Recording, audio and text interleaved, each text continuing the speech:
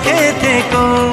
এ ঘর দুয়ার সব শূন্য করে যেতে হবে তোমাকে স্বামীর ঘরে।